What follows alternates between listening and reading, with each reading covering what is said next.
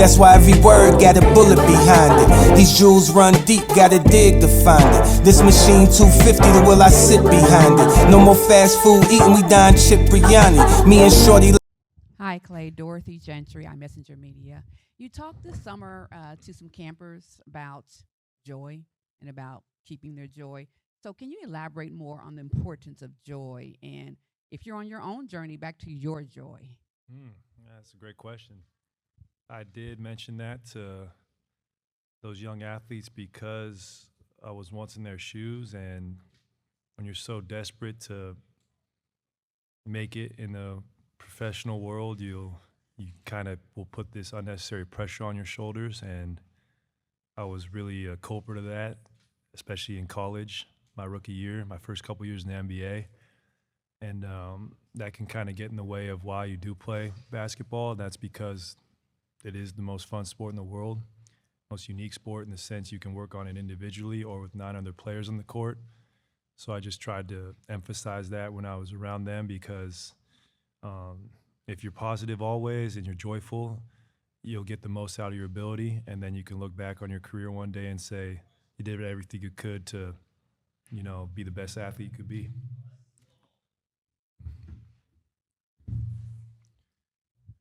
Hey, Clay. Landon Thomas, Mavs fans for life. First of all, welcome to Dallas. Thank you. Just first of all, how's it feel wearing that jersey? Feels awesome. Feels really good. And then second of all, when you saw this team in the finals, obviously you envisioned yourself, but just what areas can you see yourself helping this team not only getting back to the finals, but winning on the championship? Well, I think my game complements the roster very well, especially from a perimeter scoring aspect. I think I'll help space the floor for guys like Luka and Kyrie to do their thing, and then just being here this week and playing with our team and building chemistry with our big guys and our guards, giving our offense kind of a whole new dimension. And I could see us, that's why I was here in the first place, because I saw how close they were to winning a championship, and the opportunity to do that again, I don't take it for granted, and I'm going to work my hardest to try and get us back there.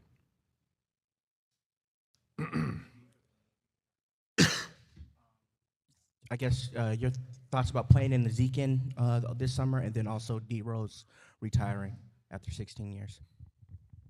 Well, it was really fun linking up with Isaiah again. Me and Isaiah go way, way back. Him being a Seattle kid, and I was from Portland. A lot of childhood memories playing against each other. Then at the collegiate level, Washington State. So he actually knocked me out of the Pac-10 tournament. So it was kind of full circle to be able to go support him and the community he's from.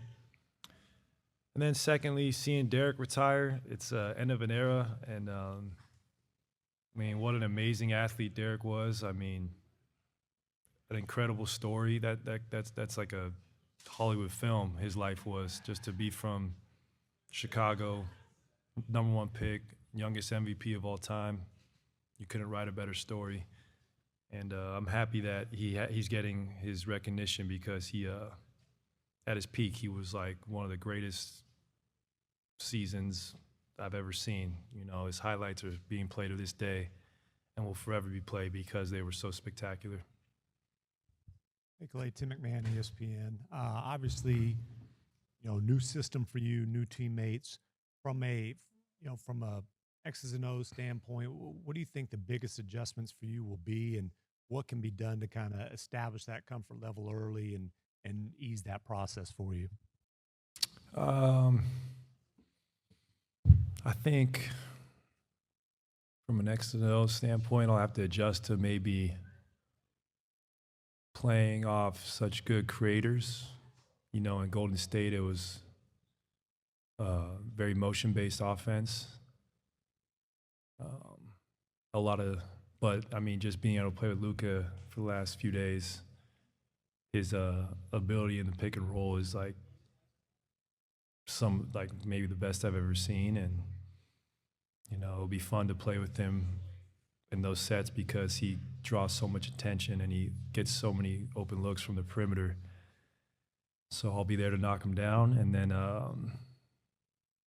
I think it will take a couple weeks, you know, just to get used to this new system. But luckily, opening night's not till the 22nd, I think. So this preseason might be the most important one I've had in so many years. And, you know, I can't wait to get going tomorrow and learn this system. But I do know I'm a hooper, so I can adjust accordingly, and I look forward to doing that. Klay, just today, Jason Kidd was talking about what happened in the finals. He said the Mavericks couldn't shoot and said, you can. Kyrie said that with you here, now their dreams are possible. What does that mean?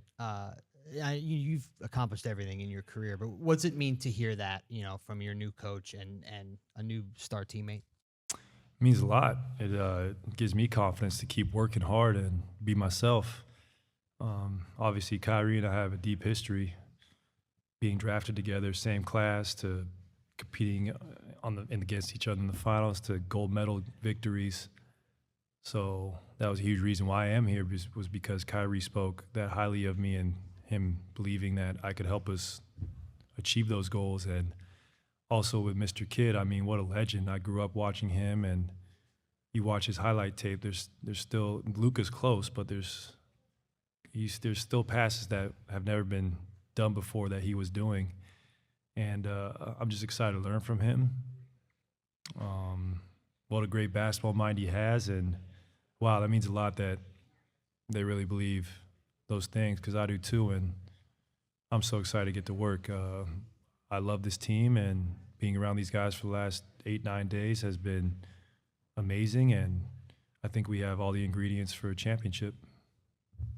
Chris Henderson, chendo.com. So, you know, I remember in Golden State when KD got there, the question was, well, how can everybody shoot the ball? And you actually average a shot more per game, and your scoring went up. And I think that's a unique skill for a future Hall of Famer, that you understand your role. Game 6 Klay always comes out eventually. For the younger guys that need to learn that, hey, you don't have to be the star to be effective. Can you talk about that? And I do have a follow-up question to that. That's actually a great point. I mean, we have two superstars in Luka and Kyrie. Those guys can go get it at any time they want. But what I tell everyone else on the squad, I'm like, guys, every championship experience I've had, it's been a deep, talented roster.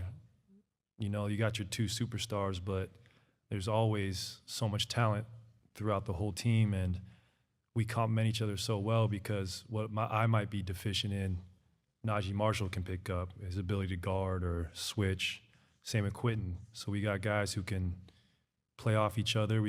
I'm excited to play with our big guys. I mean, two of the better vertical spacers in the NBA, and Daniel and Derek. And that helps my game so much, because the off-ball screening action, having two big men who can go dunk on your head is the best. And yeah, I'm excited. I'm just like here to give out my knowledge and be a leader, and above all, try and win as many games as possible. You know, the numbers and the individual stuff is cool, but I was so attracted to the Mavericks because of the chance to win. Follow-up question. So I've asked the other three guys this. You got Jordan Brand with Luka. You got Spencer with 361. You with Anta. You got a teammate that has a signature shoe as well. How cool is that Anta has two signature athletes on the brand now? And is there going to be a competitive rivalry who has the best looking PE colorways? No, it's all love, and that's amazing. I know Kyrie just got back from Asia, and it's really cool to know that Luka has his own signature shoe. I mean, deservedly so. The guy's putting up historic numbers. But we're just lucky because we're beneficiaries of the game of basketball and how global it's become. So we got to pay respects to the legends before us who really globalized this game, and we're just reaping the benefits of being able to go to Asia or Europe or Africa and grow the game. It's a true blessing, and I don't take it for granted. You're just talking about the motion offense and Luka playing pick and roll. Just to provide one example, I mean, you took more shots coming off screens last season than the entire Mavericks, like every player combined. Where's the balance between you adjusting to Luka, who's of course going to run his pick and rolls? That's what this offense is based off of, versus the Mavericks also implementing stuff, some stuff that you're more familiar with, that you've succeeded with throughout your career.